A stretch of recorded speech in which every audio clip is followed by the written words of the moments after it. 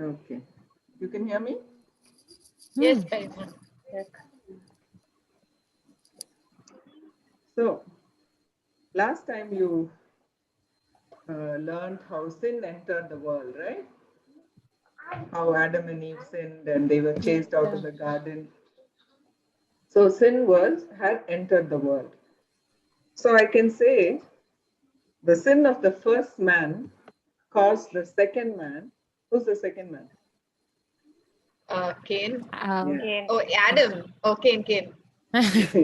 So, the Cain. sin of the first man caused the second man to kill the third man, Mm. right? Yeah. Yeah. So, why did Cain kill Abel? Jealousy. Jealousy. Because he was jealous. Jealousy, okay, or you can call it envy. Why was he jealous? Because God was more pleased with Abel's sacrifice and offering. Yeah. So, what do you think of Yeah. that? What, auntie? Abel. Why do you think it was reasonable to be envious? Because God favored Abel. God thought Abel's offering was better. So, is that envy justified?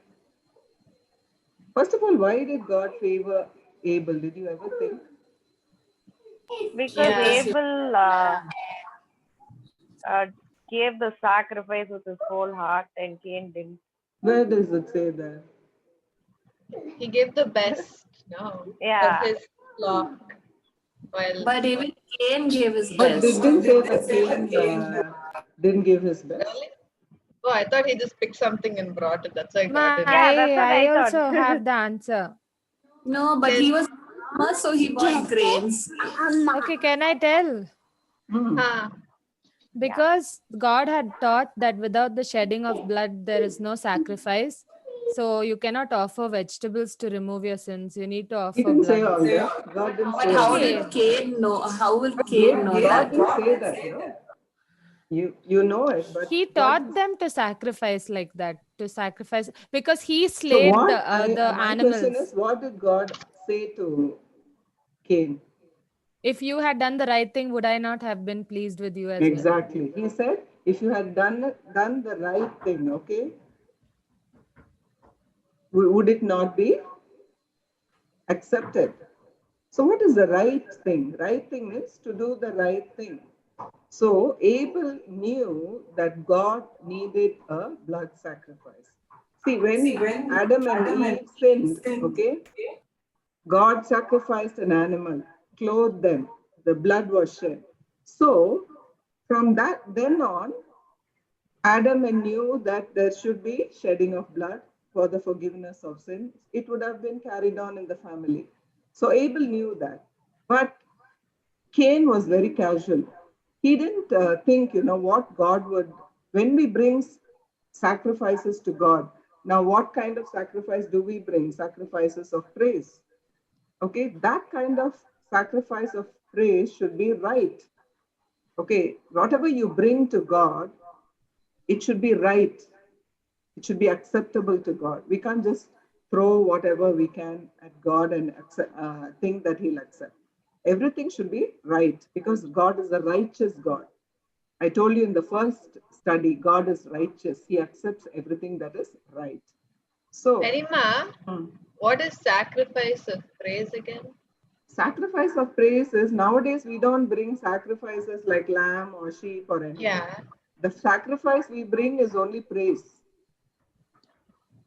Okay, the So, sacrifice we bring to the presence of God is nothing because already the sacrifice has been done now. Jesus Christ has sacrificed. What we bring is only sacrifice of praise, nothing else. So our sacrifice is not that we sacrifice something or we are so sad that we in spite of that we worship, nothing like that. We just bring sacrifices of praise to him and that is acceptable to him. Understand if you do it from your heart. Nothing more. It doesn't mean anything else. Sometimes I've heard pastors saying so many things. It's nothing but just you bring a sacrifice of praise. Okay, okay. that's all he asks. Okay, so here Abel is brought the right sacrifice, that is the blood sacrifice, as Anisha said. Okay, in front of God, that is acceptable. God didn't ask for, at that time, he didn't ask for grain offering or anything. So, and Cain was angry. What did God do? He warned Cain. He saw that Cain was jealous of his brother. He said, if you had done the right thing, she's going in now. Tanuk, can you please open the door? So God told him, he warned him, Cain, sin is crouching at your door. Okay, if you do what is right, will you not be acceptable? So what did God expect Cain to do? Go again outside, get another animal and sacrifice. That's all he had to do. Instead, what Cain did, God gave him a chance. If you do what is right, that means what? If you bring the right sacrifice, will I not accept you? Okay, but Cain was so jealous, he went and killed his brother. And blood was shed. The first murder happened. Okay, so jealousy is so bad. If you just think of it and say, God loves me. Cain also God loved. That's why he warned him. He said, if you do right, will I not accept you? Instead of that, he went and killed his brother. So envy is is a terrible sin that causes, because of envy, Cain killed his brother. Because of envy, Jesus was killed. Because so many people were following him, the Pharisees were envious, it says, and they killed the author of life, Jesus. So envy is terrible. It causes murder.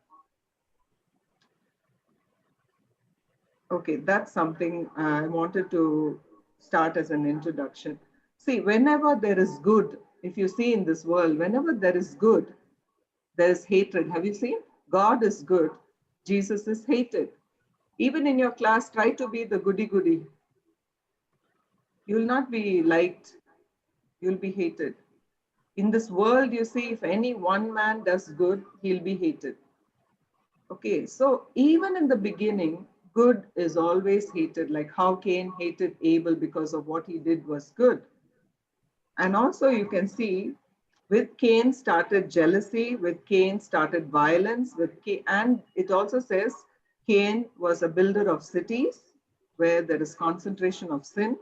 Cain is the first one who was polygamous. Okay? He married many women. Okay. Next, we'll go on to.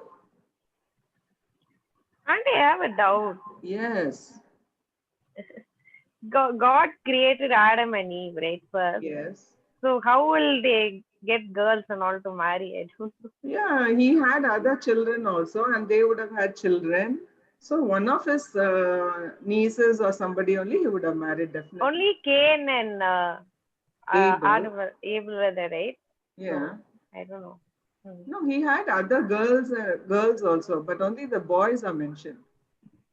Oh, they are not mentioned in the Bible. Okay. Okay. Obviously one of the children only he would have married. There were no other thinking people.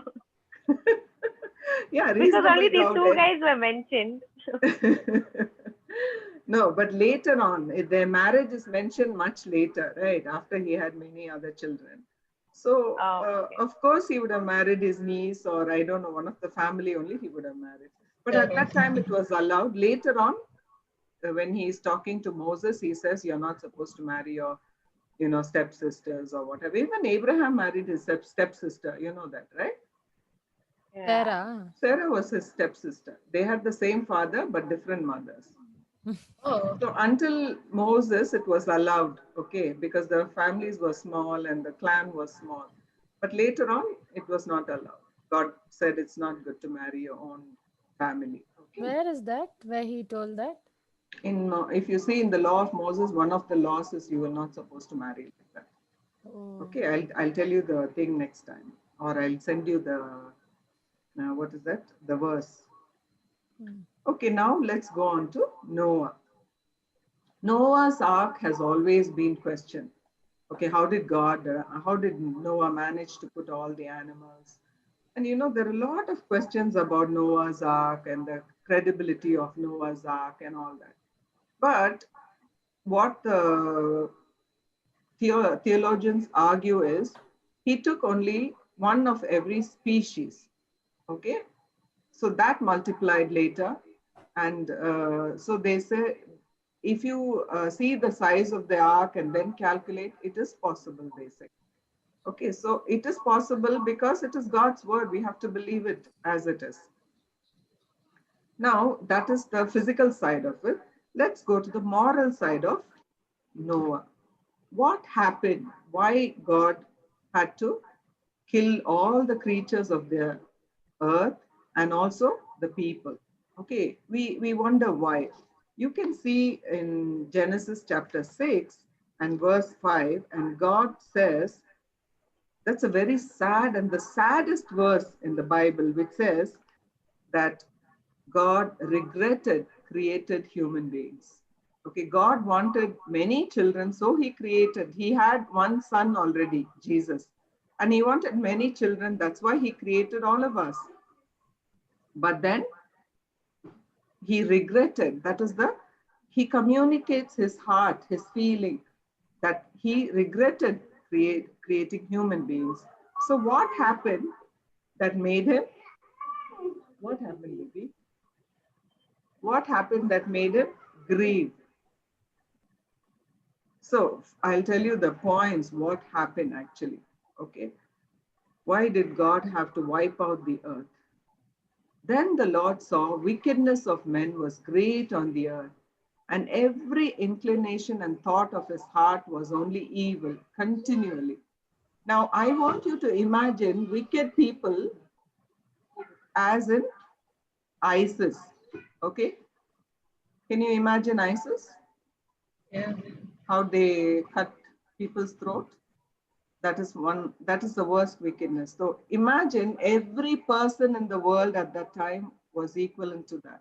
You have to imagine the worst sins, okay? Then can you imagine the 2 or 3 young girls who were raped in UP? Recently, that's the biggest news, right? What did they do? They cut off her tongue, they beat her up, they broke her neck, they broke her spinal cord. She suffered 10 days. She was in hospital and she died. And the people, the politicians and others, they say she was not raped. Because the people who did it were upper caste and she belonged to a lower caste. So the politicians want to side the upper caste people. So they say she was not raped. Nothing happened to her. So can you imagine the wickedness there? A girl is murdered, raped by 3, gang rape. That is wickedness.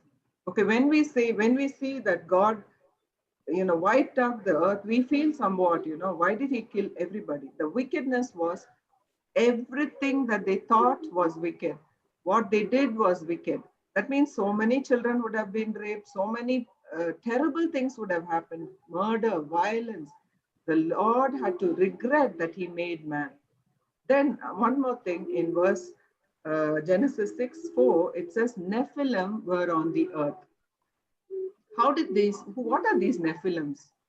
Nephilims are like kind of human or a hybrid.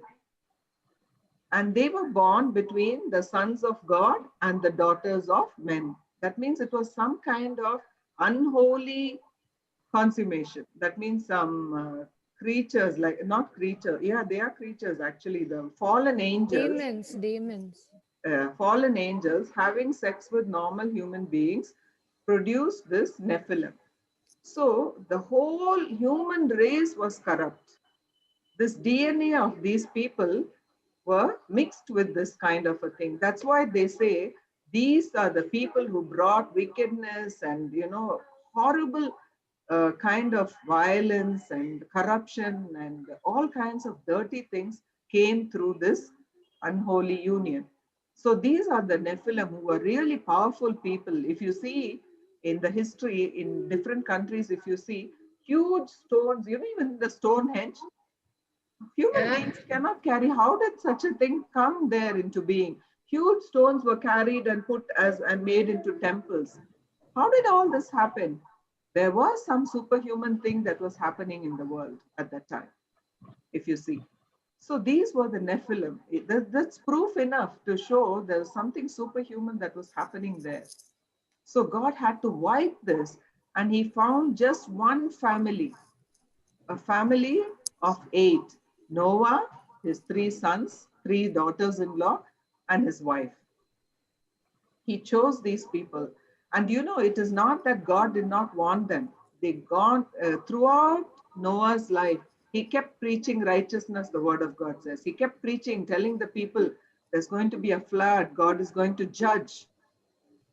Okay? But God, they obviously would have mocked them. They didn't turn away. So only 8 people God could save. And also, you know, Noah's great-great-grandfather, Enoch. What happened to Enoch? Oh He yeah. was taken away. Yes, He he didn't was die. taken out, right? That was the first rapture. You know, the Bible says in Jude, not in Genesis, but in Jude it says, Enoch also preached righteousness. And you know, Enoch had a son. His name is called Methuselah. Who's Methuselah? The oldest living man. Yes. Do you know the meaning of Methuselah? Methuselah means when he dies, it will happen.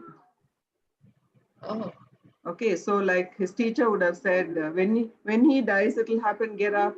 Are you there, present? When he dies, it will happen. So that is the meaning of Methuselah. What is the meaning? When he dies, when Methuselah dies, the flood will come. The year Methuselah dies, the flood will happen.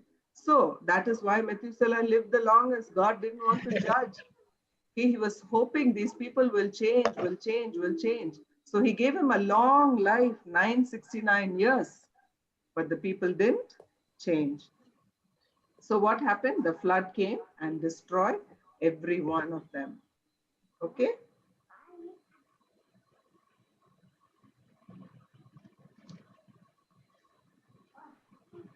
Then what happened? God gave a sign. What was the sign in the sky? Rainbow. A rainbow. Okay. If you see, after the rainbow, God said, I will never ever do this. This flood will never happen. Flood will not destroy the whole earth. And he said, I will be faithful. So whenever you see a rainbow, just look at the sky and say, God, you are faithful. He will faithfully take care of the creatures and he will faithfully take care of us. He will not destroy us like this in a flood. So this covenant is a covenant of faithfulness. That's what the rainbow denotes. And also, one more thing God said after the rainbow, man's life is precious because he is made in the image of God. So if you take one life, then that person's life should be taken. So capital punishment was introduced when the rainbow was shown. God said, for life. If you kill, then you have to take, because God, we are made in the image of God. So we are so precious, we cannot take anybody's life. And God has remained faithful. See, the whole world has enough food. The UN has declared the whole world there is enough food. But just because the rich countries amass wealth, amass the food, throw the food, excess food in the ocean, there is starvation in the other side of the continent. Okay, we are also selfish. We eat and we don't share. That is why there is famine. But God himself is faithful. He has provided enough food in the whole world. But because we don't share, there is a lot of famine going around. Okay, I just wanted to throw that point in. And then the next story is the Tower of Babel. This is just for you to, I want to show you this only because it's kind of interesting. Okay. Okay, I'm just, no. I want you to see this picture. Okay, you saw the Tower of Babel. You know that man became proud. When pride happens, he wants to build towers. Even now, See, Dubai, they built that Burj Khalifa. Okay, each one wants to compete. This country says, I want to build the highest. Next, Japan wants to build. And, pride really causes man to build the highest tower, shows that pride. So Babel happened, how the different languages came into being. Now, when God confused their tongues, people got scattered, it says. That's how the whole world, people started going to different parts of the world. And I just found this interesting. There is one group of people who crossed over to the east and became the Chinese. Okay. If you see, the Mesopotamian civilization had one form of writing called the cuneiform. You would have learned it in history, right? Have you heard the word cuneiform, which means picture writing? Okay, before the alphabet was formed, was born, these people crossed over to China. Now, these people, from this, how much Genesis is true. 1 to 11, Genesis 1 to 11 is their letters. Okay, it's so interesting. This is just, I want to just sandwich this in between. It's nothing to do with anything, just for you, for interest. Now, the word create it has 3 figures. The first one means mud. The second one means life. God breathed life, right? And then they began to walk. So that is create in Chinese language.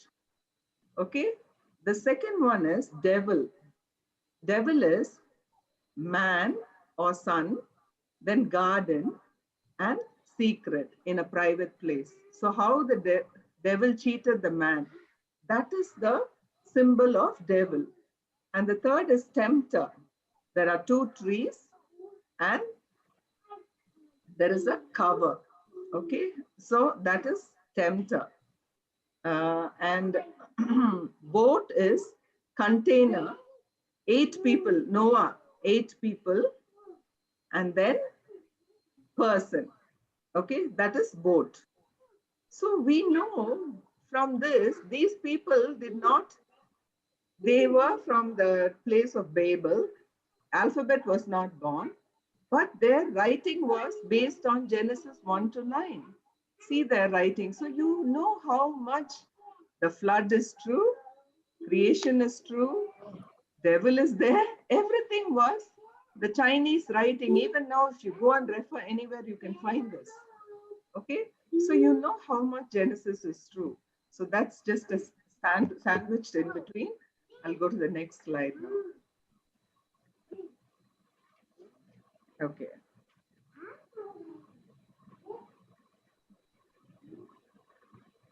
God calls himself the God of the Jews. God calls himself who? The God of the God of the universe is the God of the Jews, and the God of the Jews is the God of the universe. In every country there is a God. There are many gods, but God calls himself the God of the Jews. Okay, so every other people, and also the Jews say, my God is the God of gods. He is above all gods. Okay, even Job says, my God is a God above all gods. And this God made himself intimate with a group of people on earth, just with one small group of people. In fact, he identified himself with just one family. So he calls himself the God of Abraham, Isaac, and Jacob. And he is not embarrassed to call himself the God of Abraham. See, the whole world is full of people. Why didn't he say, I'm the God of the Chinese or the Indians? He just zoomed in from the world. He just zoomed in on one group of people, that too into one family. And he calls himself the God of Abraham, Isaac, and Jacob. So that is really amazing, right? Why God would do that? So are they so important? Are they some kind of special people? Why should God call himself the God of the Jews? How odd of God to choose the Jews, right? It's really odd. When, like, people say, why should he be the God of the Jews and not us? Okay, sometimes we feel like that. Why should he choose one group of people? Isn't that partial? Many of the people in the world also say, why God, Jews are calling themselves God chosen people? Who are they? Are they very great? Okay, you have a father, all right? He has 3 or 4 children. Okay, we all have children at home. Okay, we were all children, or we have children at home. A father goes to the shop and buys a packet of sweets. And then he says to one, he bring one thing we can do, the father can distribute the sweet one by one to everyone. Or this father can give the whole packet to one child and say, distribute it. Okay. Now, very easy thing to do is open the packet, give each one. But you are building a family. You're building trust. You're telling them to share. You're telling them to love. Loving is sharing. So what we do, the father gives it to one person and tells, distribute the sweet. And he knows, he's watching. Are they distributing it equally? Are they sharing, or are they fighting? So this is how you build a family. You share, you care, you love. So God did that. He chose these Jews, gave them the message, and he brought Jesus, a Jew, born in that group of people among them. And he said, now share the love of God among all the people. That's what happened at salvation. So we don't have to be jealous. God knows how to bring the truth to all the people. Understood? Now, there are 2 kinds of people, people of faith and people of the flesh. Abraham, Isaac, and Jacob, they were the people of faith. Lot, Ishmael, Esau are the people of flesh. Let's see, what's the difference between faith and flesh?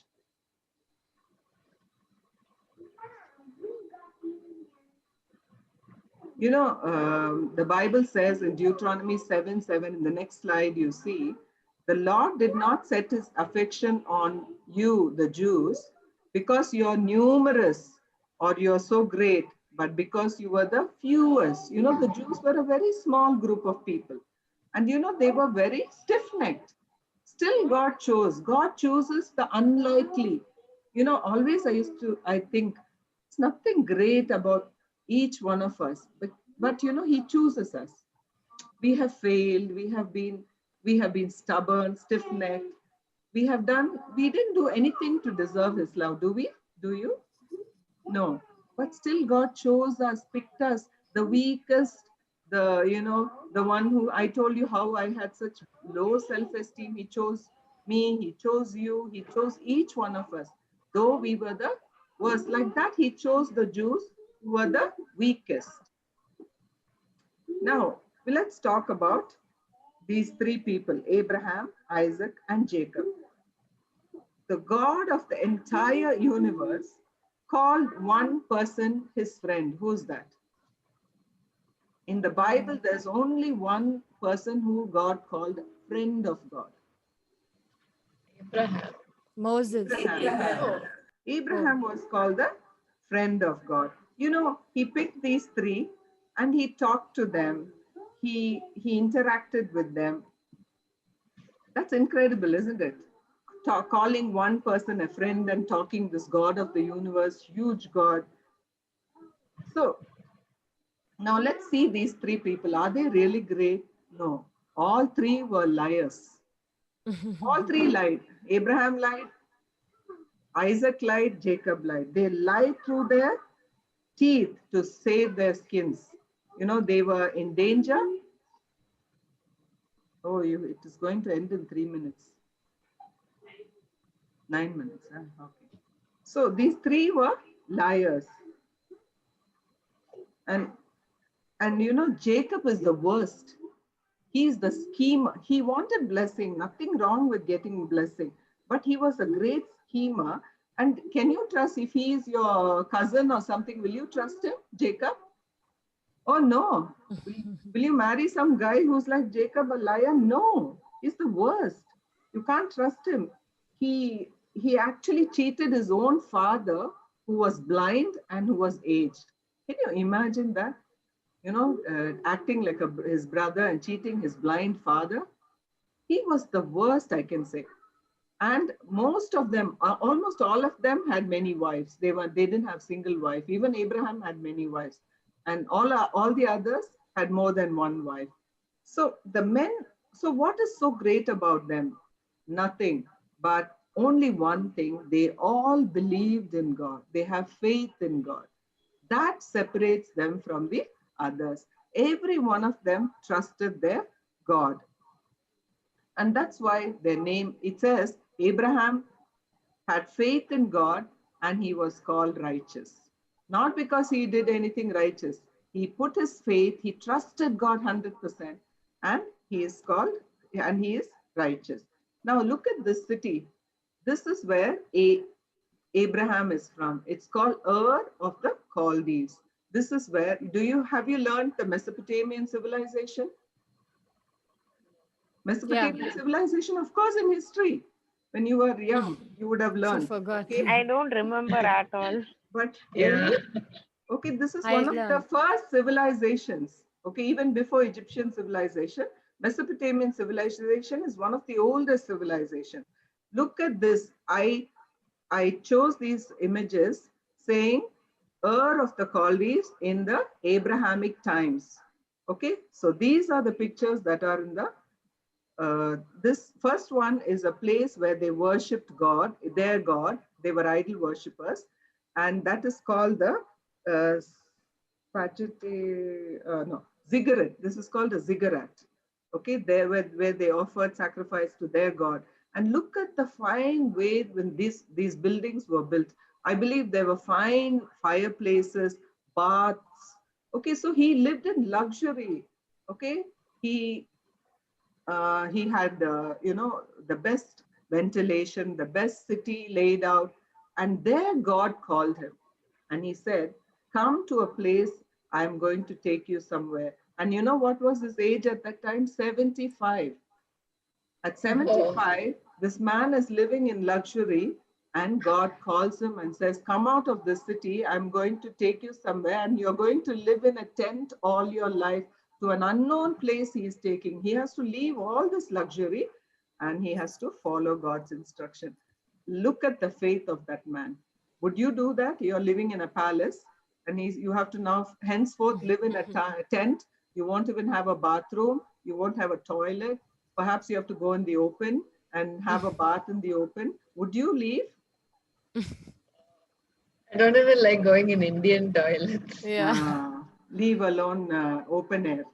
Yeah. Okay, so this is why we have to commend him. Look at the beautiful city from which he is called to go where God called him to.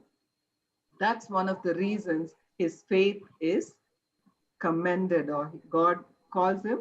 And you know what was he was going to do? They were selling idols back in their place, and they were rich. Abraham lived in a place like this, or are you saying that it would have looked something like this? No, he would have lived in a place where it was a wonderful city. This is the archaeological site where Abraham lived. Yeah, okay. So this is like an example, not the place. Yeah, but this is the place. Ur of Chaldees is the place. So this is Ur of Chaldees. So Chaldees in Abraham's time. Understand? This one is the excavated one. No, so it would have looked better than this also. This is an excavated one. It is preserved so well. So he would have lived in one of the houses there in luxury. Okay. So from here, he had to be a shepherd, taking care of a few sheep and goat, and a simple life, married and having sheep, goat, and having children. I mean, he doesn't have children then. From 75 years, he has to shift. Nadodi, we say, just going about, wherever God leads him, he had to go. And then God promises him at 75 that I will give you children as numerous as the stars of the sea, of the sky. But Abraham also had his weak moments. Suddenly, after 11 years, he became a bit restless, and Sarah became more restless. And she told, "Now take my maid and make her your wife." And she gave Hagar. That's how Ishmael was born, you know that. But he's not the son of the promise. It happened like that, but God did not forsake Ishmael. He said, "I will bless him," and he became the prince of 12 princes. So under him there were 12 tribes. So God blessed Ishmael also, but the son of the promise was Isaac. So first thing he did was he left this beautiful city and he went where God. That's one thing that he did by faith. Second thing, he believed that he is going to have Isaac. And another thing is, God told Abraham to sacrifice his only son, and Abraham sacrificed his son. We all think it's a small boy, right? If you go and ask the Jew, he will say he was a grown man. Isaac was a grown man. Okay, so God told him, "Sacrifice your son, your only son Isaac." So Abraham takes Isaac up to the mount called Moriah, and he sacrifices. See Isaac's obedience. If your dad tells, "Now I'm going to sacrifice you," will you go lie down like that? Oh. Isaac showed his faith by submitting there. And he asked, "Where is the lamb?" He said, "God will provide." So Abraham, even though he hasn't seen any of these spectacular miracles, you don't see any spectacular miracle in Genesis. Even though he didn't see, he believed that somehow God will raise him back to life, and he was ready to sacrifice. So see the faith of these two men now. You saw Abraham obeying, Isaac obeying his father, and then God opens his eyes and shows him the sheep there. Do you know, after several thousands of years, this same mountain was called Golgotha. If you go and check out in the media, Internet. what is that called? In the net, you will see that Mount Moriah is the same as Calvary or Golgotha. It's the same mountain on which Jesus was crucified. See, the God first provided. sacrifice, God did not allow Abraham to kill the son, but he did not spare his own son. In that same mountain, that sacrificial lamb that Abraham killed was actually Jesus. Jesus was, it is symbolic, it's not actually, it's symbolic. So God sacrificed his only son on this mountain, which is called Golgotha or Calvary, for us, for redemption. So God planned redemption through this family of Abraham, Isaac, and Jacob. Now, if you see, now you saw Abraham's faith, Isaac's faith, and also Isaac accepted whatever his father brought, that girl he married. He was like a very good boy.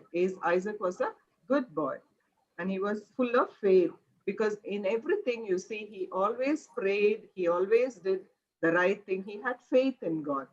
And then you see that it's going to get cut. Oh, Priya, what to do? It's going to cut. What happened, Perima? 1 minute. Oh. Okay, we'll leave. I'll send a new link. You guys can enter. Okay. Yeah. Okay.